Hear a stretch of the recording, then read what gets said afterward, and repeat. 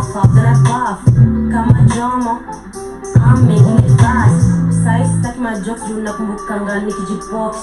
Size tangi lock to minimum, rasta na chazi grow. Saini na mafanza, hata mini nilianza zero.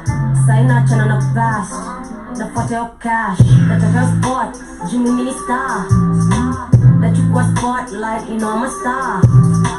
Natiko the boxes now, huwezi kataa. Na bitches or losses, nashinda tu nikipaa. Nataka the spot, juu mimi na njaa. Tapiga dishi, juu nimekuwa nikifast. Sitaki the cash, nataka the bank. Sitaki the coin, nataka the stack. Wezi kataa, kuna vile we unakataa. Hata useme ninajua na stuff inang'aa. Nikiona chance, mina klingon kama nina mafans. Nikiona ground, natural game plan. Na mini main man, na feel a rush ikiwa rough, ikiwa tough. Najua the stakes na kuanga high, kahuna luck. Usi give up, usi dim light, tumia mahack. Usi invite, is a dislike, stick to the vibes. Mashasha tuna like, so you know it's hype. Panganga tuna shash, it's positive vibes. I'm still... Yes, I'm Zambo family. Welcome to the Rhythm Scoop Show on the Black Fire Network Media for the 21st century at 20 minutes to 4 p.m. right here in Nairobi. Today it's looking at rather warm. It might rain eventually at 21 degrees Celsius, and I'm glad that you are with us on the broadcast. On the Rhythm Scoop Show, we get to update you on what is happening on the continent of Africa, discussing arts, culture, entertainment, as well as everything else in between. We also get to highlight on social economic issues. We get to address political matters. Another goal is really to also get to enlighten you on what's popping, what's really popular, and also addressing these issues and ascribing solutions as well. My name is Pikes, alongside my co-host Kate Nzobi. Yebo, karibuni sana to the Rhythm Scoop Show right here on the Black Fire Radio Media for the 21st century. Another episode on the 24th of January, the year 2022, and of course this is the last week of January, the year 2022. I hope that this has been a productive one for you. I hope that you are doing great, bringing you positive vibes all the way. It's all about entertainment, art and culture right here on the Rhythm Scoop Show, and I hope that you had also a fantastic weekend. And of course, as Spikes has said, we are looking forward to an amazing conversation. My name is Joby. Yes, karibuni sana familia. This is the Rhythm Scoop Show where we get to bring you nothing less but positive vibes. My name is Katie, and we're looking forward to having an amazing show. And kindly do interact with us. Tell us how you're feeling today. This month is coming to an end. It is already the 24th of January. How is this month, or how has this month been for you? Because people get to say that January is the most hardest month of the year. Because in January it's where you get maybe people spent their cash badly on maybe during the festivity seasons in December. You know, the salary that you will receive in December, those who get paid during the end of the month, it's the same salary that is supposed to take you to the end of January. But people do confuse that and spend their cash during the festive seasons, and now they come to cry during January. And this is why you find most people saying that January is the most hardest part of the year, or it's the most difficult month of the year. But I hope this month has been good for you. But do let us know how this month have been going for you, because mine, I can't complain. It has been okay, and half of it I was still in Tanzania.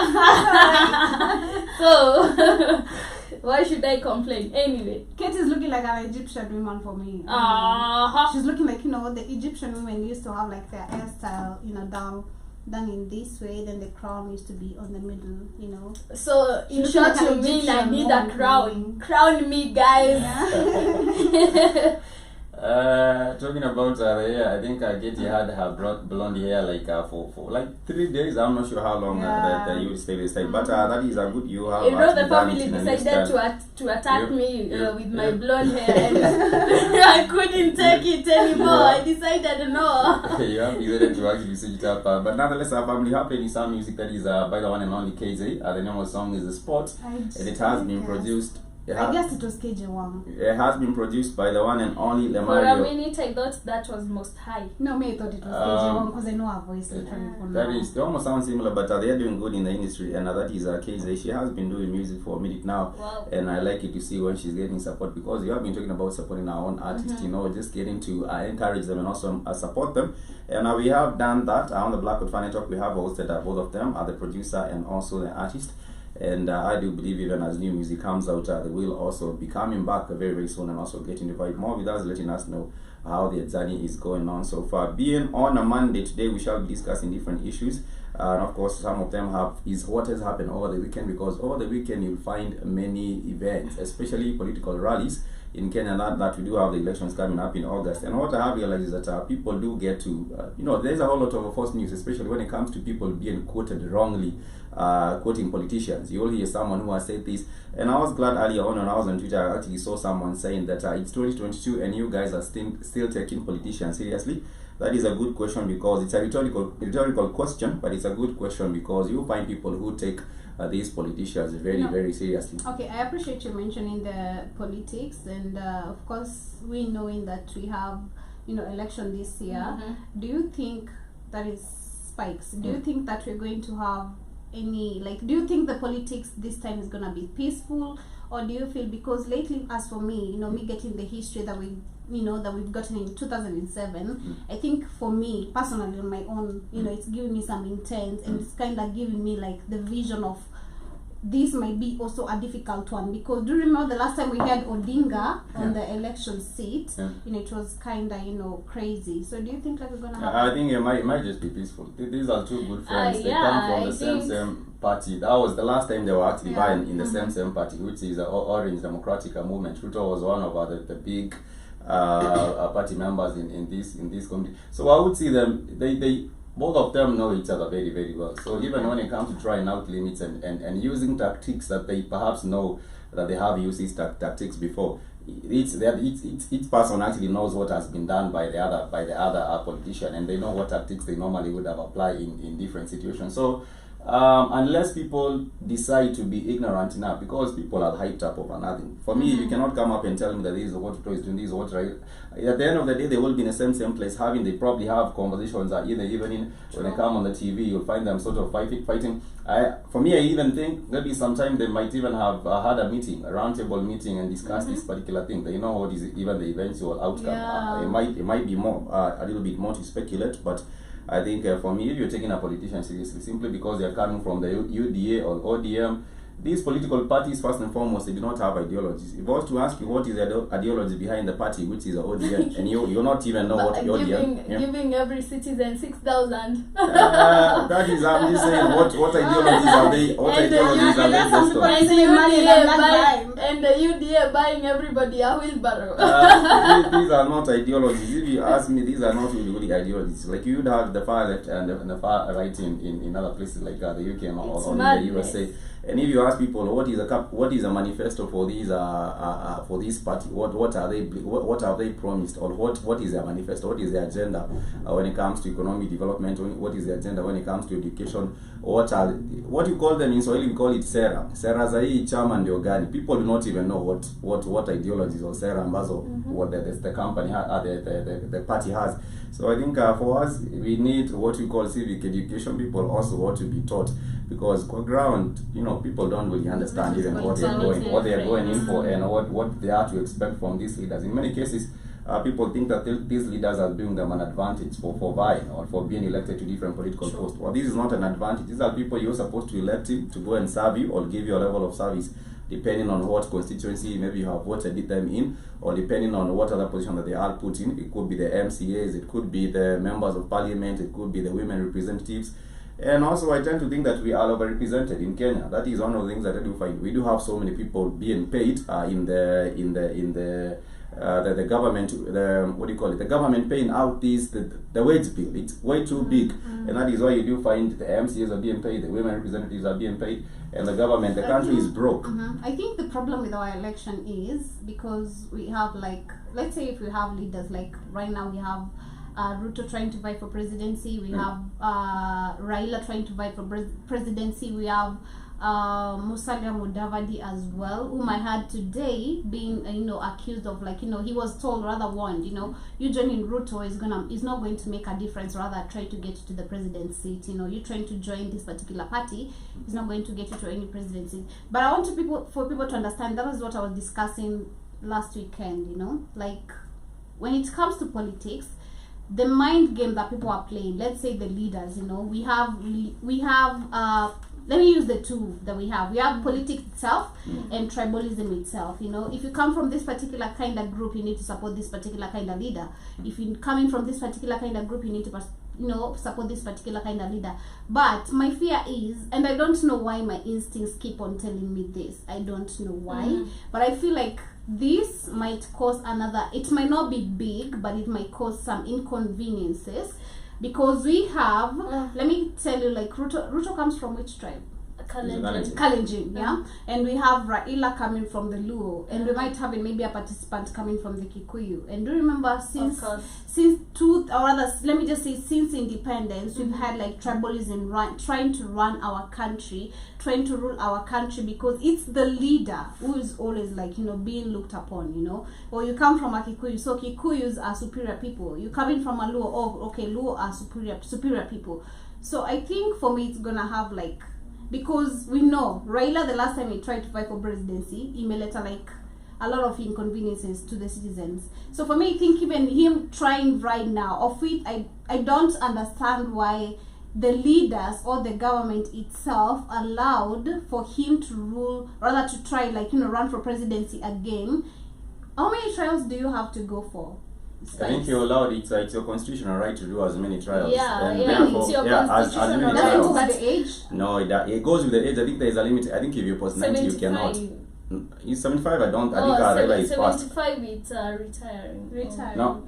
No, 60. I think that is when you retire. I don't know if it's 55 at the moment, or no, I bet it's 60. Okay, but I was just saying you're allowed to vie for as many times as you would like to vie. In my opinion, but this man should not be vying for presidency. He should, because he's already old. He's past 70, right? He has tried like 5 times, so 5 I'm not wrong. 4, 5 times. 4, 5, 3 times if I'm not wrong. Okay, but my opinion is in this election we will have the drama will be there, but drama will be there, but I don't think that we'll have any crashes like 2007. No, we won't have drama. We will have, because okay, the drama will come in when these people get elected and get to the parliament. Because have you seen most of the people who want to be elected or who are vying for these seats are comedians? Comedians. No, leave alone the MCs. Influencers. No, leave alone the MCs. I'm not even talking about the MCs or the MPs. Not even the MCAs. The members of the parliament. In parliament is where we get to amend laws. So imagine how the parliament will be if these comedians get elected, if these parliament and influencers get elected.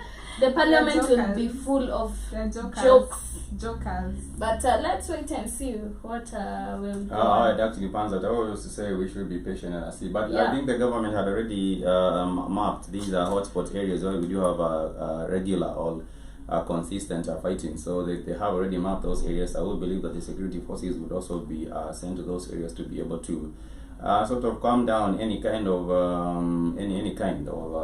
quarrel or any kind of chaos that might actually spark up in those particular areas. But also, what I would see is that both of them, they probably already know how the game is going to go, because these elections, like we always do know, they are not even run we talk about being a sovereign country, but also the external forces that are also get to determine who gets to get into power, because there are deals that are struck with these former colonizers, and those deals of course have to be honored, whether it be Ruto or it be Raila Odinga. These are people who have already had cut deals with these forces that be that are perhaps the former colonial powers, and also the West. They have deals, and even the Chinese right now. The Chinese are powerful enough to also want to have an interest in whomever becomes the president, because Kenya is considered to be the powerhouse when it comes to East African politics, and even when it comes to the chaos that has been going on in Ethiopia, Kenya has been given that role to sort of work around and intervene with what is happening in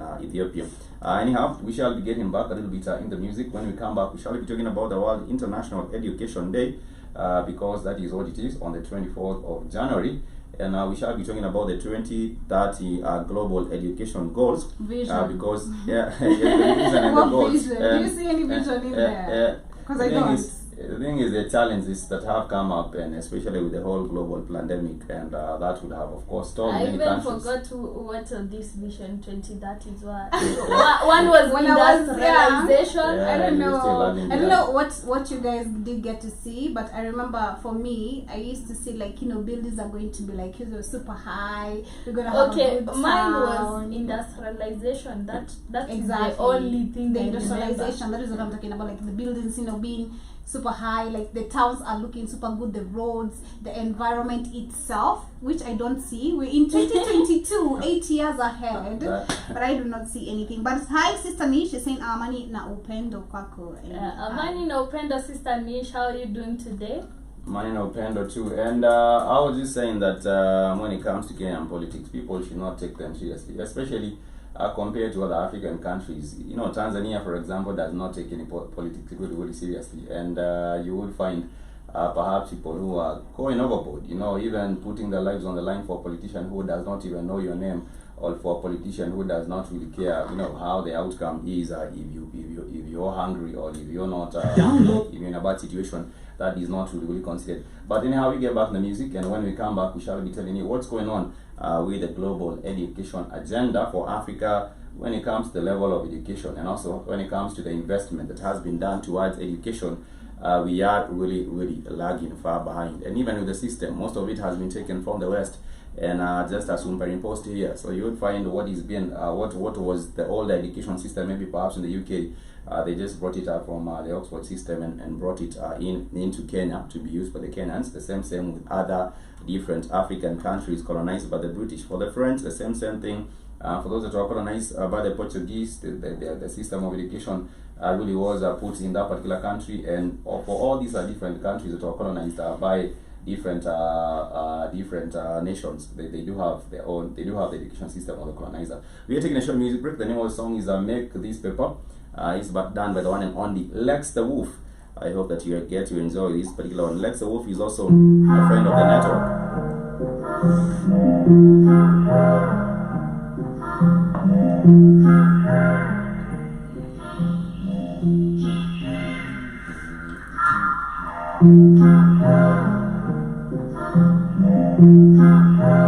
Na na na na, oh na na na na,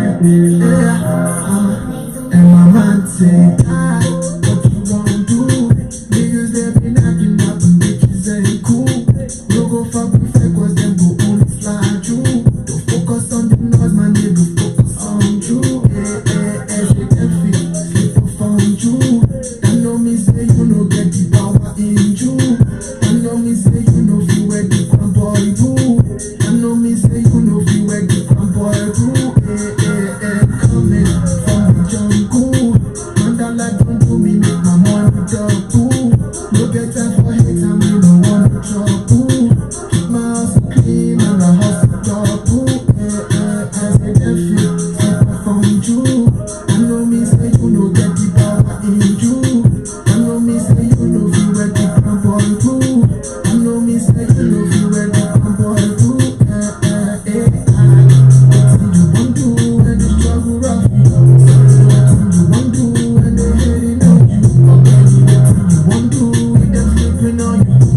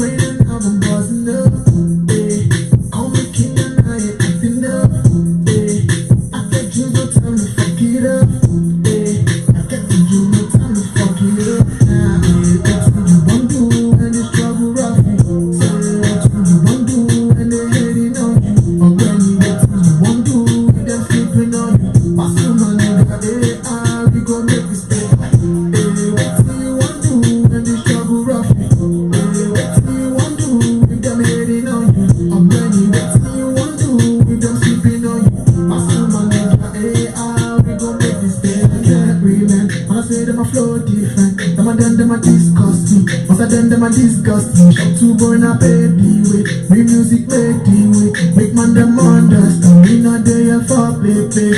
Hey, you won't do when the struggle rough. You won't do when they hating on you. You won't do when them sleeping on you. Hey, we gon' make this pay. Hey, what do you want do when the struggle rough you? Hey, what do you want do if them hating on you? I'm ready. What do you want do if them sleeping on you? Muscle man nigga, hey, we gon' make this pay, man. Make this pay, man. Make this pay, man.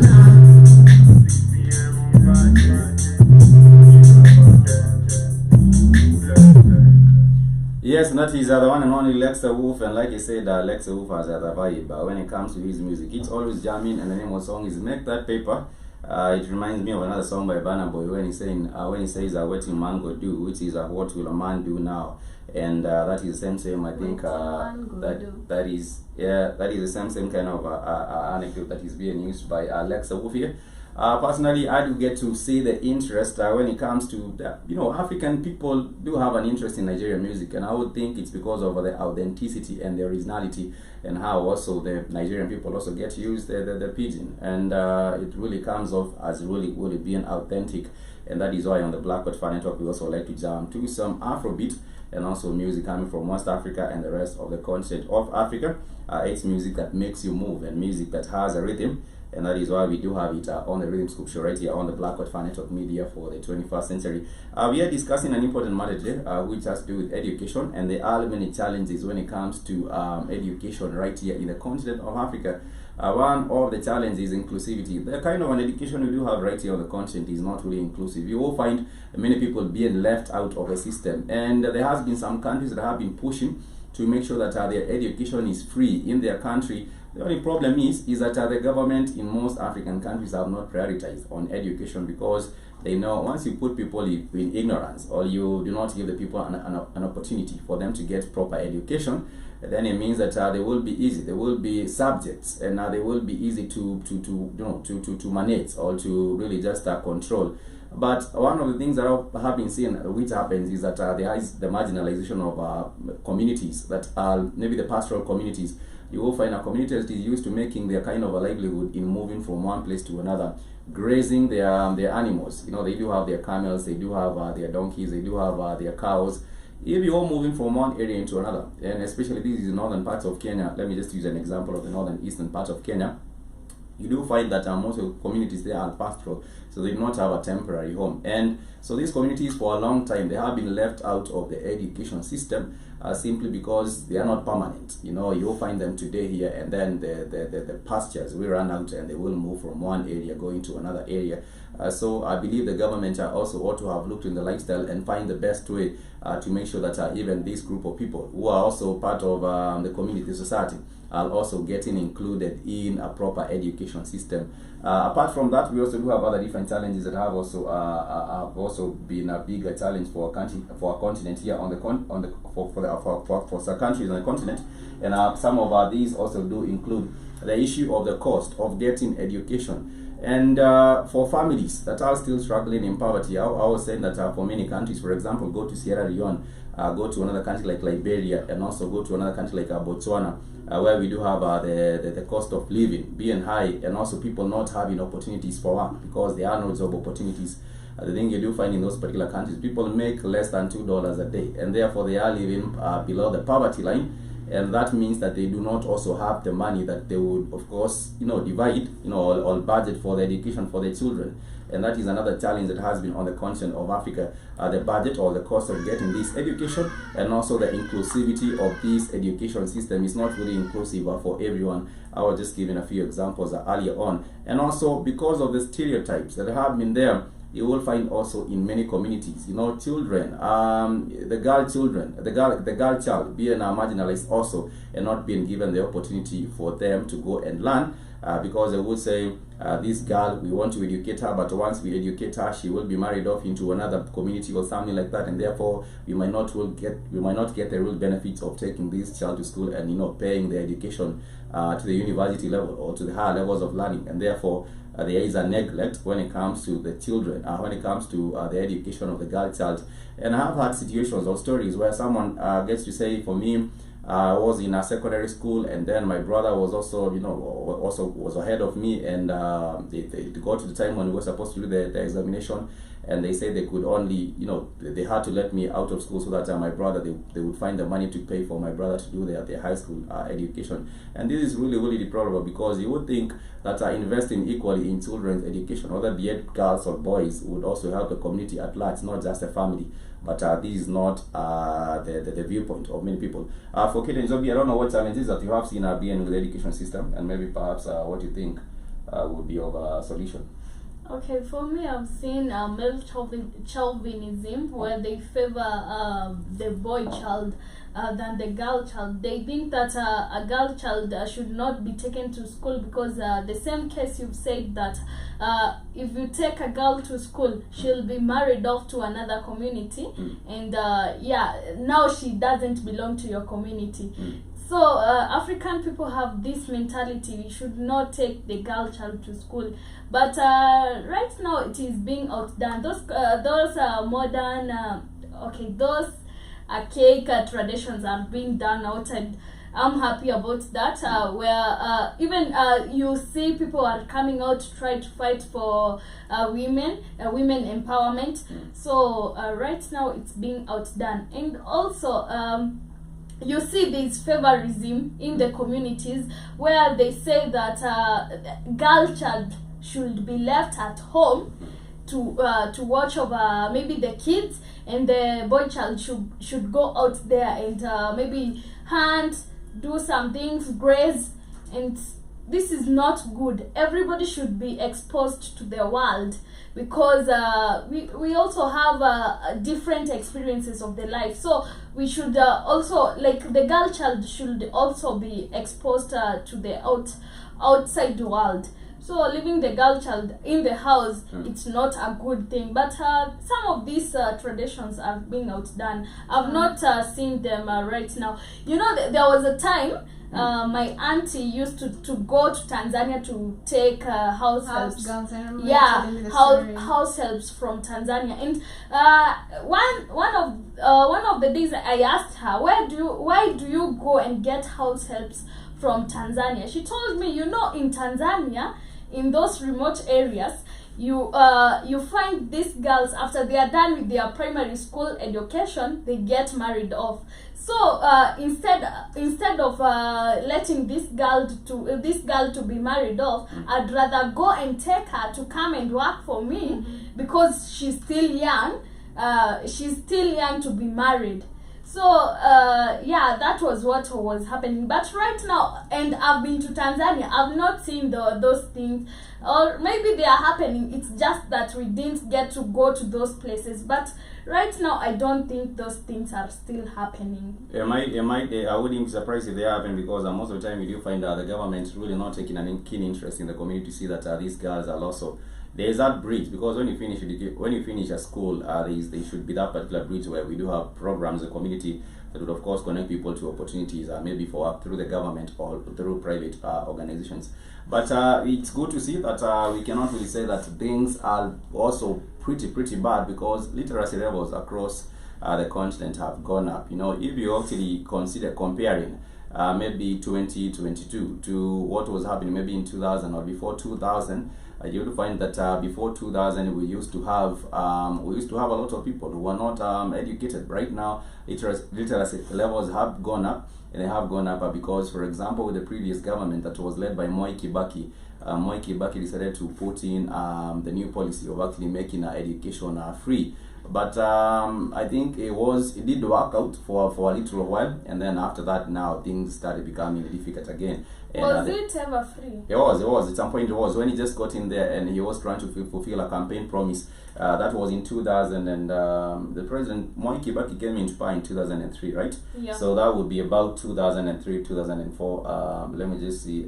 Free education, the program he actually put up. 2004, that The was free education when I was is getting yeah, to nursery school. 2004. Program It's would supposed have to be been 2004. around But when I got to the school, No. we were still paying for school fee, because I remember There's no free education in Africa. Yo, 2004. just told us It they was- have been having free education, It was while when I Africa got we've been to paying the school fees. So they say that the universal free education was introduced for all years of primary schooling in 2002.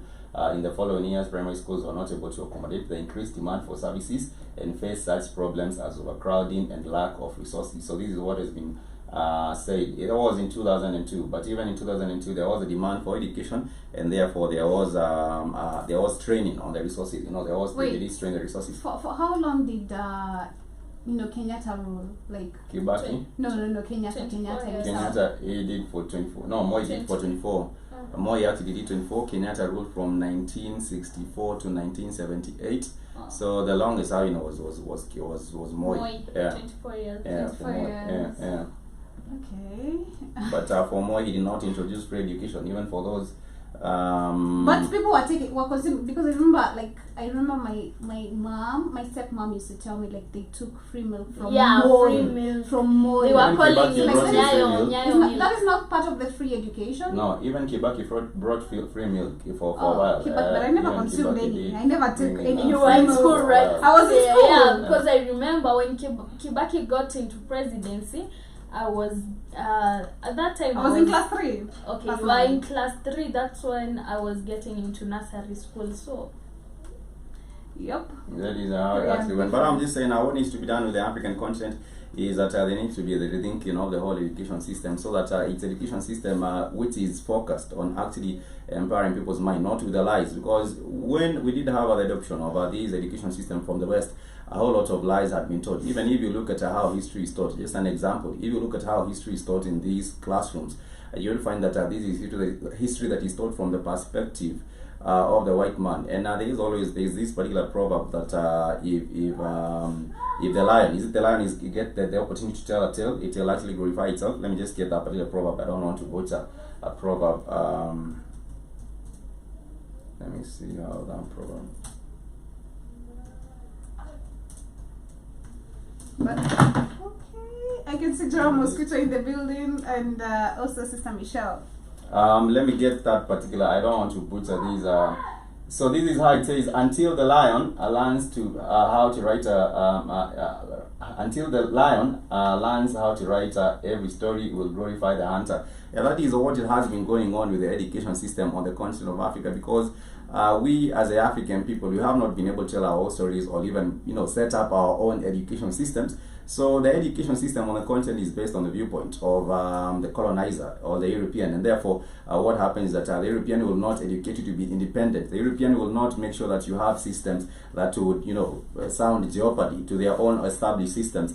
That is how I was saying even the other day, when it comes to resources in the continent of Africa, I actually did not realize some of these resources on the continent and how they are used, because that is also not taught in our schools, and therefore we are at a very, very big disadvantage, knowing that you have resources, but the education system on the continent is not focused on teaching us how these resources are exploited, or how they are done, or how we can be able to set up industries and use these resources for the benefit of our own people. But anyhow, I was just saying that this being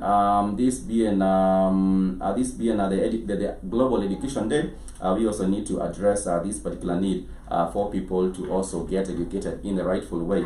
I don't know what Zobi would also see as a solution in regards to not just investing in the quality of education, but also trying to enforce. How can the government really enforce this free education and make it universal for everyone? Well, first I'd start by saying we know that our government is very corrupt, and Sorry, I'm just trying to hook this up. okay, we need a government that's if it is free education, let it be free education, because I think I've spoken about this like a couple of times personally, and whereby I have said that when it comes to free education, you find that so many parents, let me just say so many like individuals in general, they are like, their minds are, the minds are stuck in a way. This is the government or our leaders giving us free education and we don't need to pay anything up for it. But I find that so many parents have to pay like a token of money to even not only like to satisfy the child's needs, but to also satisfy the teacher's needs, because you find that most of the teachers do not get enough from their payments, so they have to like dig in some like, let me just say some system of like bribery and corruption. Have you also seen the situation where we have had some people learning under trees? For example, in those areas also that are really marginalized, you find people learning under trees, and it's crazy because the government is talking about free education, but first and foremost, you are not even providing the classrooms or the resources. I have, and I don't think what was the situation. I can't remember what was the situation, because I tried to somehow relate to something that I saw on INTZ. I can't really remember what was it, and referred to what was happening in Kenya, because we still have students like in Marsabit, in Turkana, still studying under a tree. They can't even get like books, even the access of pencils or pens is still a problem, and that is when I was speaking about technology in the morning. So I feel like, as much as still our leaders claim we have free education, we're not free in any way. We as citizens, we're not free in terms of independence. Free education is not there being applied in any way, because it's a shock where the westernization people, rather the western kind of life, they do not pay for school fees, but the African people who have brought the lies in the indoctrination are paying for school fees. It's crazy. It messed my mind up. Messed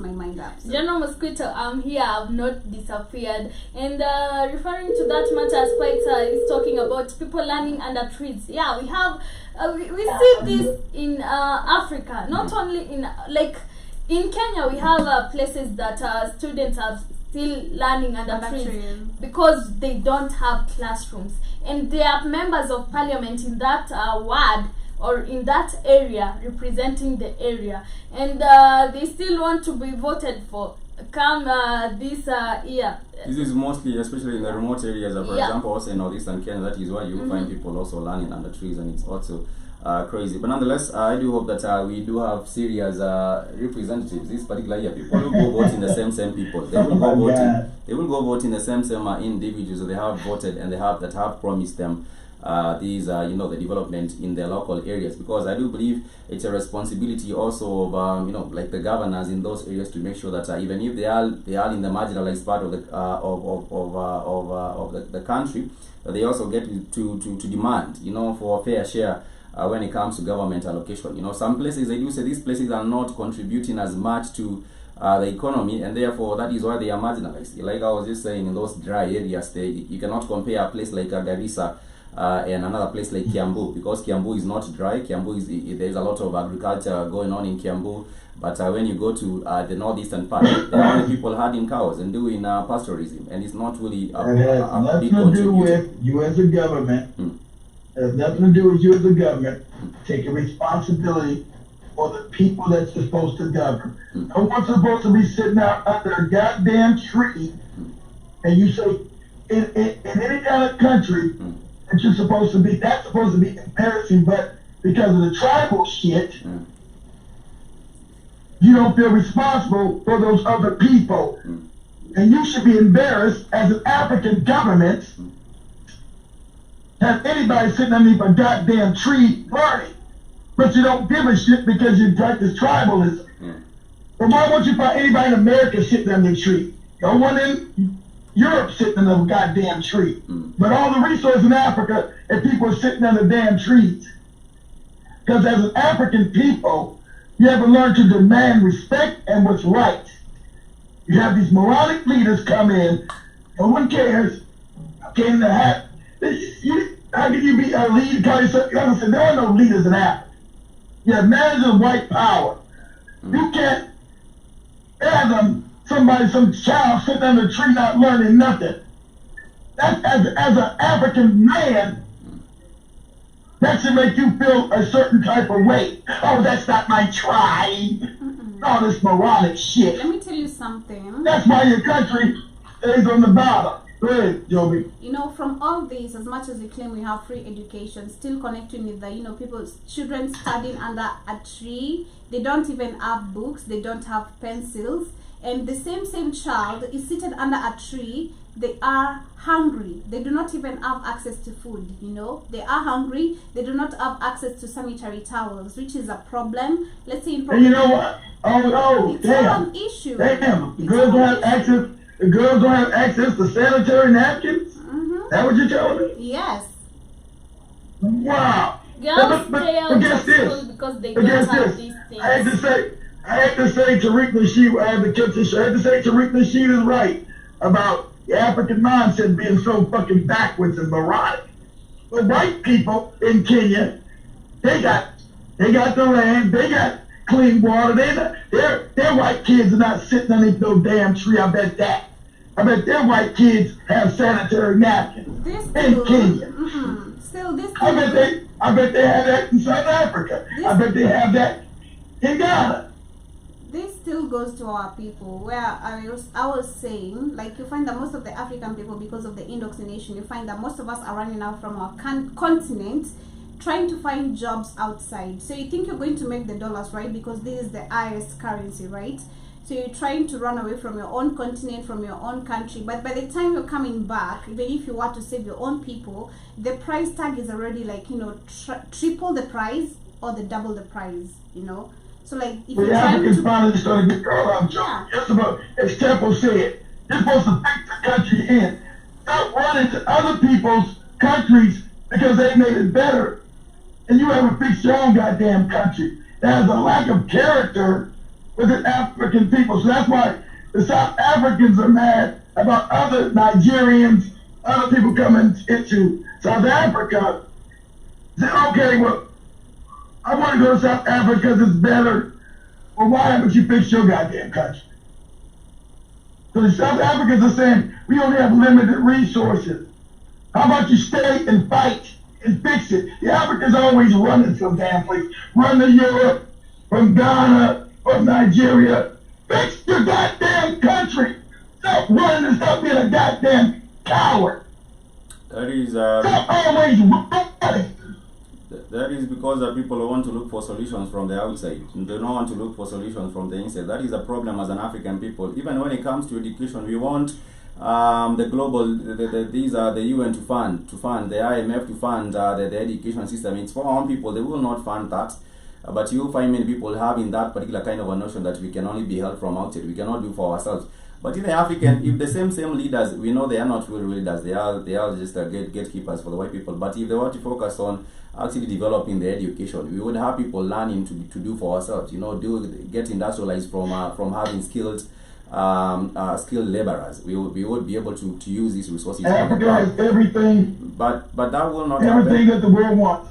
They will not happen because they know that is we can only develop from the backdrop of a strong education system. We cannot develop when the education system is messed That's up. true. And if we not have the right order in our education system, then we shall be talking about development for the next 50 years. We shall be talking about development, but it's not happening. Exactly right. We do not have And the skills. until the African youth fight for it, because Africa's just full of corruption. It's not the African's fault because the white man made it corrupt.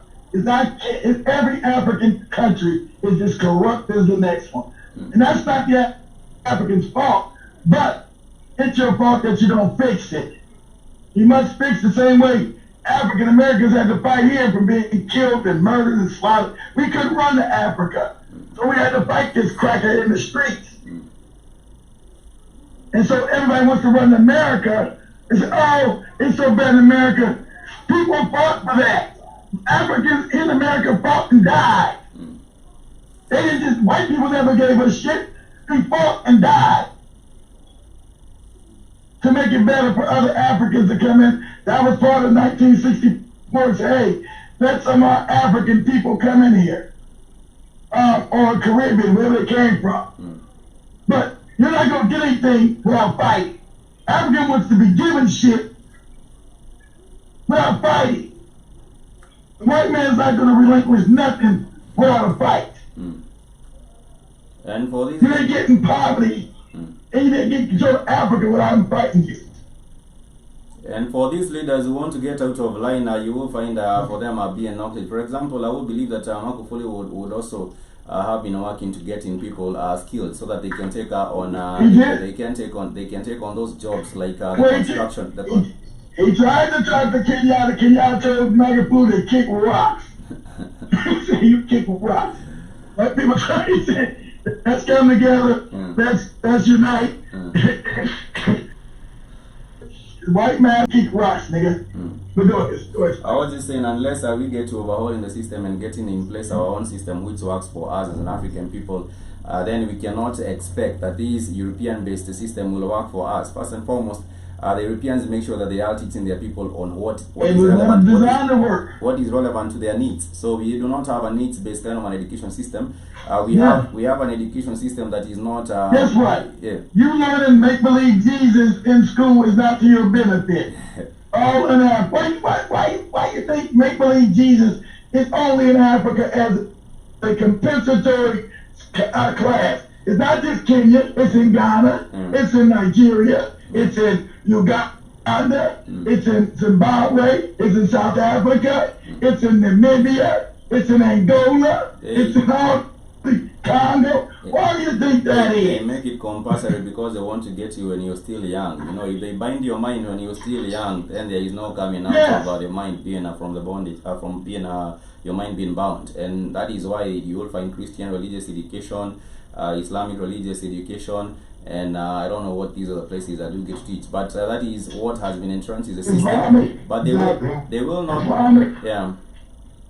They will not. We cannot be as competitive with. We cannot be on the level. We cannot be on an equal playing field with countries that have invested heavily on education. I talk about Japan, and I say even for kids right now who are in their lower primary classes, they are taught how to do coding. You know, but the equivalent or the exact the same kind of an age or the same kind of an student here is being told about nonsensical things. You're being told about parts of because they know that the next what is needed right now is skills in technology, and for them to take their country to the next level in technology, then they know these particular skills in coding. But I understand that the system is like that because it has been made to fail, and it has failed for a very, very long time, and that is why you would also find the government not really investing a lot in the education system. It will be a small budget. Teachers. Till you educate your children, till you educate your children, you will never develop. That's just a fact. That's what Singapore understood when Singapore was empowered.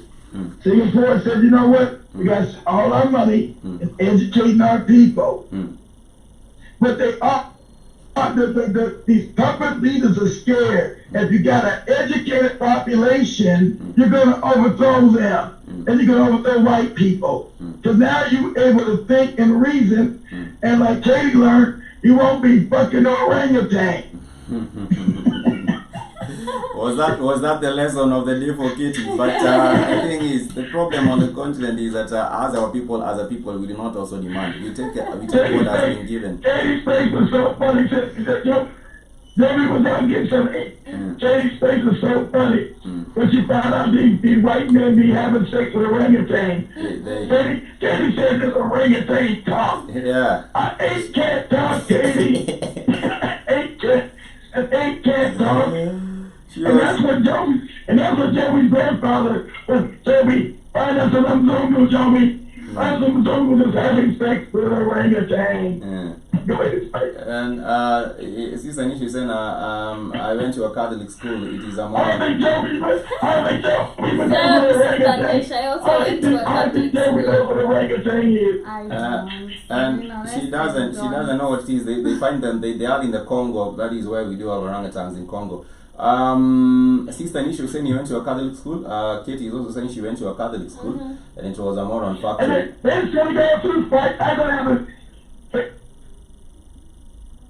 Come again? I think I didn't hear the last bit. I didn't hear you. Didn't hear you the last bit you said. I'm saying they also in synagogue. Yeah. I also went to I was in the synagogue, and and Guinea, Katie said. I didn't know they were there. Okay. But, yeah, the Catholic schools are the worst. That's the original lie of this Jesus myth. So they're the worst. They make sure that the most that you're learning is how to do your rosary. But anyhow, family, I would just say that unless we refocus on the education system, then we are not getting anywhere as a continent. In as much as we won't talk about. And you must educate your girls. Africa, they've been now told not to educate your girls. Dummy, if you don't educate your women, your society will fail. If you don't educate your women, your society will fail. And you know, when the funny thing is that for most African leaders, when there was the continent coming from colonization, for example, with the very first speech that was made by Kenyatta, he said that his goal as a leader is to fight ignorance by making sure that the education system is top notch, and then fighting poverty by making sure that the economy is working, and fighting disease by making sure we have a good healthcare system in the country. But 50 years down the line or 60 years down the line, we are talking about the same agendas, the same goals. And if you look at comparative... Well, you know, there's a lot when he was saying it. You know, there were lies when he was saying he's a puppet. He's a European puppet. You know those were lies when he was saying them, Spikes. If he wanted a good educational system, he would have did it. Hey, let's get rid of these European lies and let's teach Kenyans the most top-notch research and development and science we can give them. Let's make sure it's free, it's paid for. They had the money. The money's there. Let me tell you. But it's not a priority because they would overthrow your ass. That's why. Look, Joey. One thing that I've learned with we, the African people, is that the indoctrination is so real in such a way that right now, anything a leader tells you, you're going to believe it, you know, whether it is true or not, you're going to believe it. So if they come today and say that we're going to make the education better, we're going to make the system of health better, it's still going to remain the same way, but you've fallen into the trap for you to elect them and they get the power they wanted, but you still remain in the same position. There were some people who actually made it and they said it and did it. Kid was given the example of Singapore, and I was just looking at the numbers. When we got independence in 1964, Kenya had a higher GDP compared to Singapore. We did have a GDP of 998 million. Yes, you did.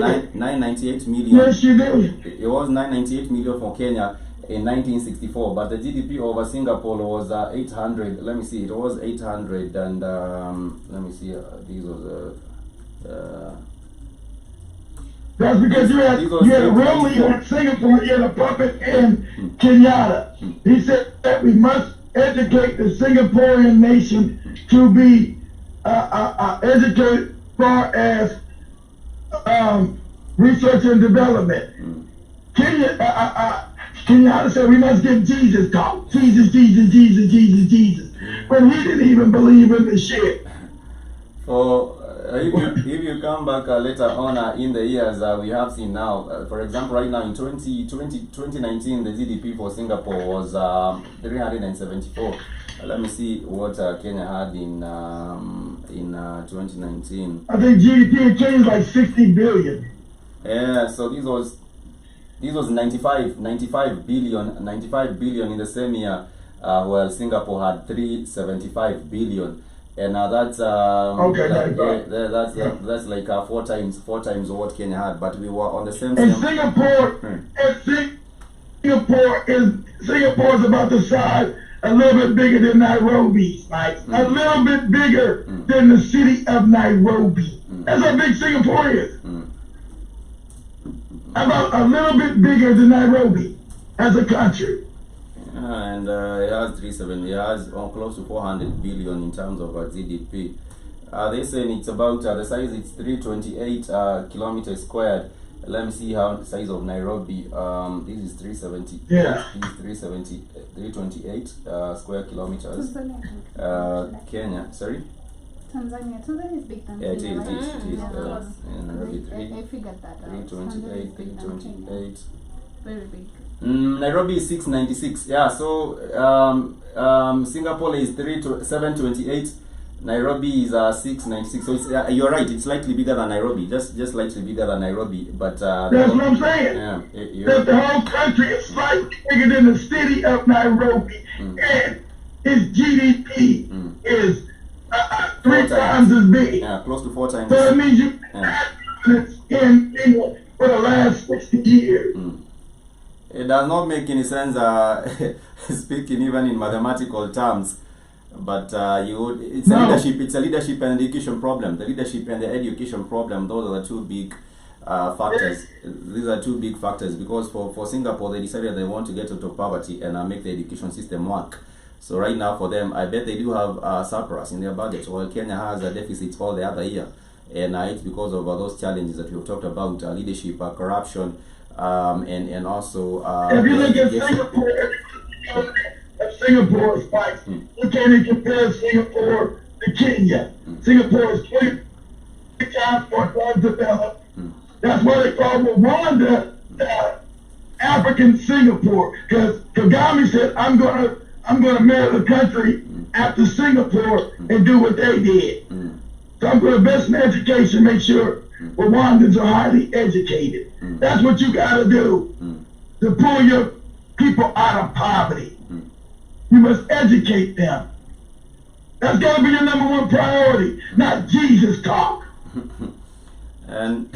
And also, I bet there is no one taking a big advantage of the resources of Singapore and making sure and drawing them out of the country and using them for their own benefit, like we have in Africa. You know, for example, Nigeria. Exactly. They don't got imagine spikes. Yeah. The country is just a little bit bigger than Nairobi. They don't got much resources. What they got is technical skill. They don't got any resources. They no damn Singapore. But I bet they have the industrialization. The industrialization level is what they make sure that had gone up. They make sure that they invested in industrialization for their own country. And also, I bet it took people to get education from the West. You know, there was that effort, I bet, from Singapore to make sure that they are sending Singaporeans to the West to go and learn and come back with the skills. Yeah. They send them to America, learn skills and bring them back and employ their people, not in Chinese to build the country. So you got to know how to build. But they do the trick. That time China was the power, so they didn't go send them to China. They sent it to America, and you're right. And they brought those skills back home. Yeah, and absolutely right.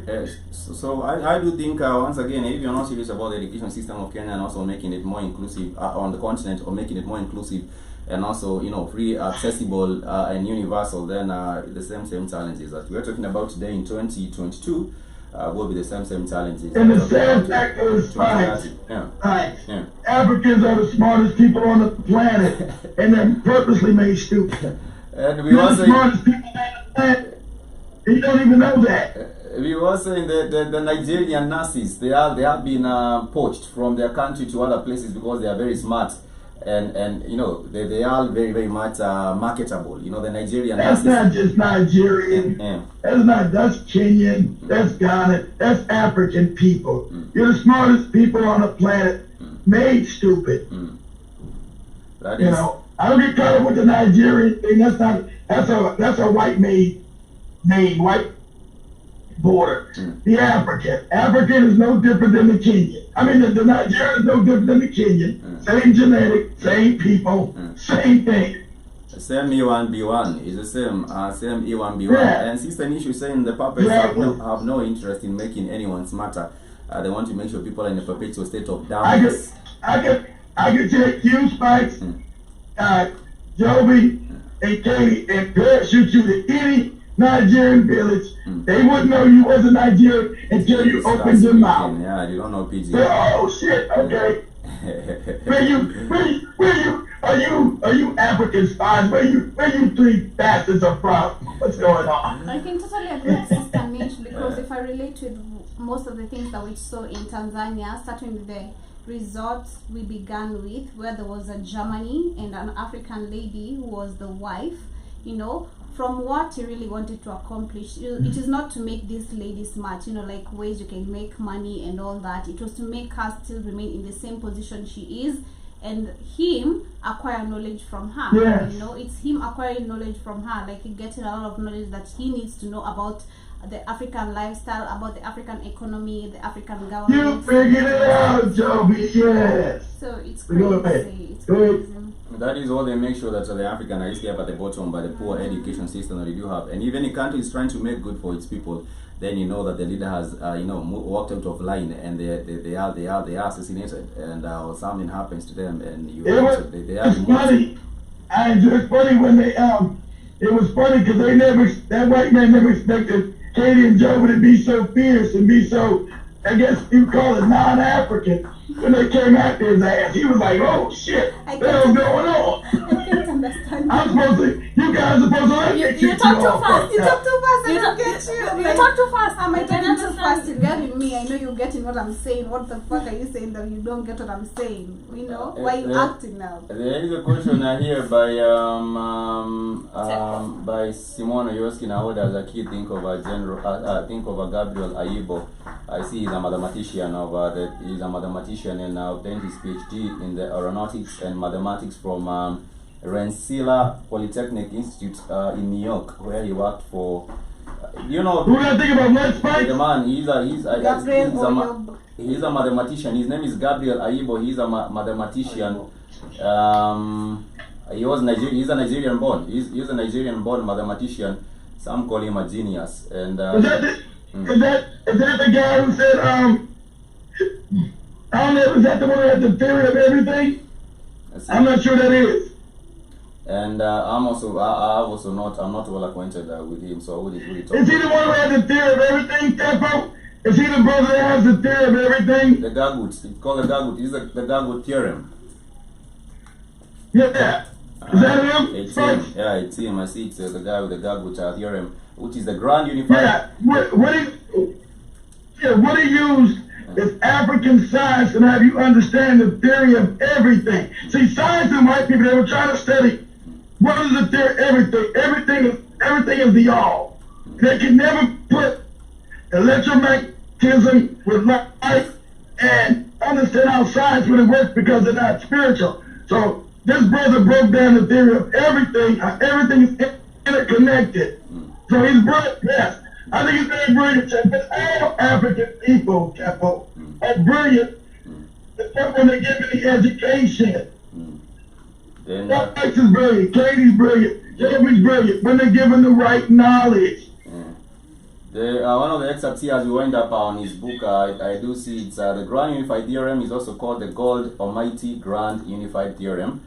Thus, the theorem demonstrates that the universe originated from and continues to exist as a unified wave force field called God or Spirit.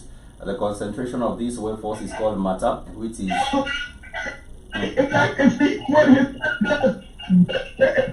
the G. Go back to African right?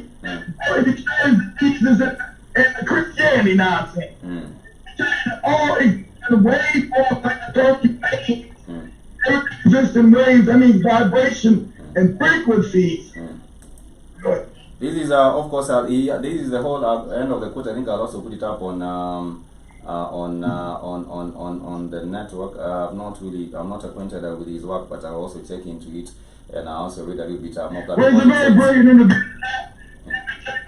You're not familiar with his work because other people like to think that they're not as smart as us. They're not. They got us pretty messed up with these educational systems. So we look pretty stupid to it now. Universal theorem is that God exists as a light wave. That's a children. That's why I told you last time. You got your shoes and stare at the sun. God is a waveform of light, as he's proven. That exists in many dimensions, every dimension. And you are a small piece of the all, and that's what you are inside the body. You are a light wave. Inside your body is nothing but a light wave. And also he continued to say the concentration of these wave forces is called matter, which is proved to have hydrogen atom as its fundamental block, which is what the quantum theory has been looking for. The theorem hence unifies three popular accounts of the origin of the universe by concluding that God that God's world was the Big Bang, which sounded like a rolling water, which is rolling water of the Nile, according to ancient Africans. Since three accounts have waves as a common building block from Ayebo's book, which is known as what's the name of this book? This book is known as let me just. And if you go back to African traditions, the reason why you pour libations is water is a wave. What you would do, you would take the water and it would reach into another dimension. The African is a brilliant bastard, boy. God damn, your ancestors were crazy. Ancient Africans were damn genius. It's crazy. I never understood how they talked about the waveform and why they poured libations. And growing up, I thought libations was stupid. I said, why pour out water? That seems dumb. I was on the Christianity thing. I understand the science of it, that those are waves. And waves go into other dimensions. And so waves carry your thoughts to the all. I didn't know none of that. White man told me that was stupid and witchcraft. Stop practicing your witchcraft, nigga. That's okay. They say that it's a practice in backwardness, or backward practices with that. That reminds me of a video that I did see of these comedians pouring out a libation. That was a key appeal. But anyhow, family, I want to thank everyone that has joined us on the show for today. Stop practicing your wicked voodoo, Katie and Joey. Stop practicing it. Stop it. That is the practice of pouring a libation. We want to thank everyone for joining us on the broadcast for today, and of course for being part of the Black Family. This is a comic video. And wait, okay, go. And we the ones doing witchcraft. Why are white people having sex with orangutans, Spike? That was what was the thing that baffled Kid the most is that they could not even ask for permission. The orangutan are not speaking to them, saying that they want to have sex with them. Katie asked me, Katie asked me, can an orangutan speak? When you ever see a monkey talk, Katie? We talk about 8 talk. But anyhow, family, I will be sharing this on the network. There's a comical video of pouring libation, but you can also check it out on the official. Can they talk? On the official. How would you sleep with something that can't talk to you? Katie, when you make a monkey talk, let me know. You'll be a millionaire.